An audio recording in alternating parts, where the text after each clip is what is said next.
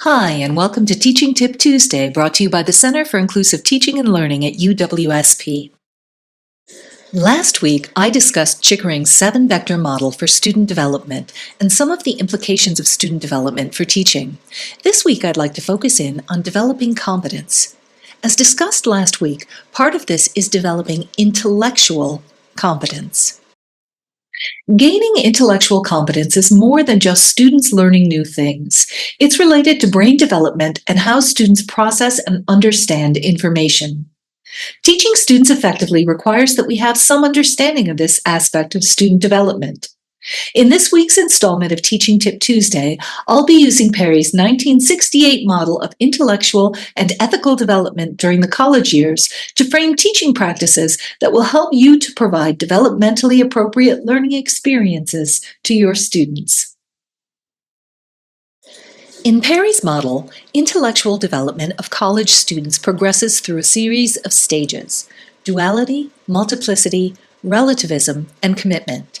Let's examine each of these in depth. Most incoming college students are in Perry's duality phase. At this developmental level, reasoning is characterized by a basic duality in which knowledge is divided into right or wrong. Students in this stage believe the single correct answer can be provided to them by authoritative figures such as instructors or professors. It's a pretty black and white understanding of the world. Students in this stage often don't recognize different perspectives and are unlikely to see discussions or personal investigation as legitimate methods of gaining knowledge about an issue. An example of this might be a freshman in college who believes that there's only one correct interpretation of a historical event, as taught by their professor. They might think, the professor said this is what happened, so it must be true. As students are challenged with questions to which they can't find answers, or with issues for which there appear to be no single correct answer, they move toward a stage of multiplicity. In this state, they recognize multiple perspectives exist, and there are multiple possible solutions to problems, but they still think that they're just waiting for the right answers to be discovered.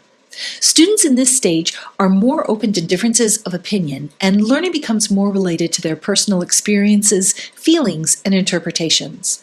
Students may feel free to disagree with an instructor and can work toward creating their own knowledge. They're adept at analysis of different ideas, but they may be unable or unprepared to evaluate them. An example of a student at the multiplicity stage is a sophomore who might start to see that different historians have different interpretations of the same event. This student might think that there are many opinions on this, but eventually we'll find out which one is correct. Multiplicity in Perry's model gives way to relativism as students begin to evaluate different ideas within a contextually diverse landscape.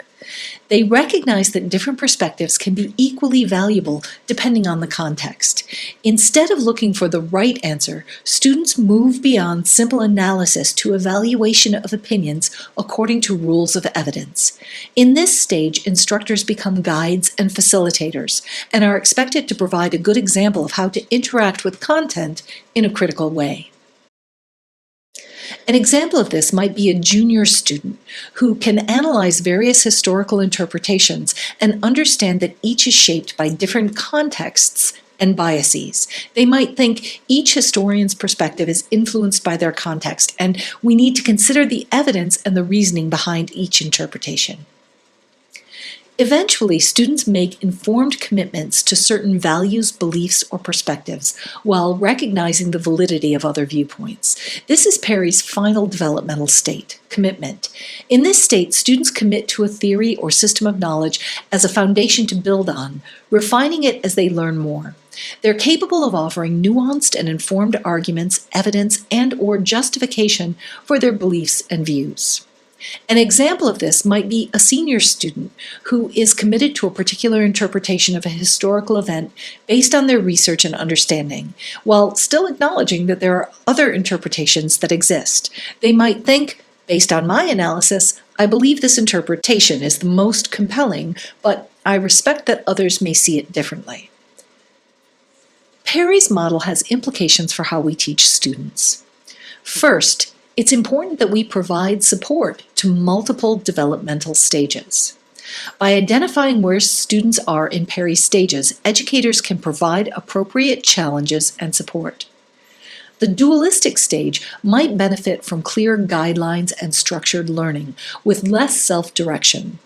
These students may experience flipped classrooms negatively, as their perspective of learning may be tied to instructor authority. Students in the multiplicity stage may benefit from analysis of multiple perspectives. Students who are thinking more relativistically might thrive with open-ended questions and debates, as well as evaluation of both context and evidence. Because students in any course are at different levels, supporting all of your students requires mixing things up. This might involve providing a mix of structured and unstructured activities, offering feedback that challenges students to think deeper, and being patient with students who are struggling to move to the next stage. Next, it's important that you encourage critical thinking. As students progress through Perry stages, they move from accepting information at face value to critically evaluating different perspectives. Teachers can foster this development by encouraging students to question assumptions, to analyze arguments, to evaluate contextual factors and evidence, and to consider multiple viewpoints. These activities will help students progress toward commitment. It's important to promote reflective learning. Perry's model emphasizes the importance of reflection in intellectual development. You can incorporate metacognitive exercises in which students assess what they understand and don't about specific content and arguments. In combination with other reflective activities, such as journals or discussion groups, you can prompt students to think about their own learning processes and how their understanding is changing. Finally, consider how you might adapt assessment methods. Traditional assessments, especially exams, might not always capture the complexity of students' thinking as they progress through Perry stages. You may use a variety of assessment methods, including essays, projects, and presentations, to evaluate students' critical thinking and understanding more effectively than you can with multiple choice exams or time-constrained tests. You may also wish to frame learning criteria on your rubric to reflect prominent goals of intellectual development that are appropriate for the level of your students.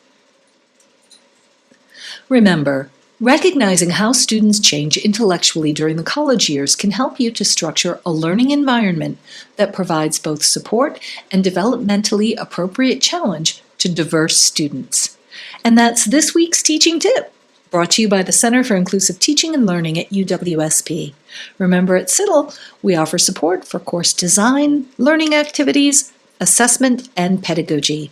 Visit our website to schedule a consultation today.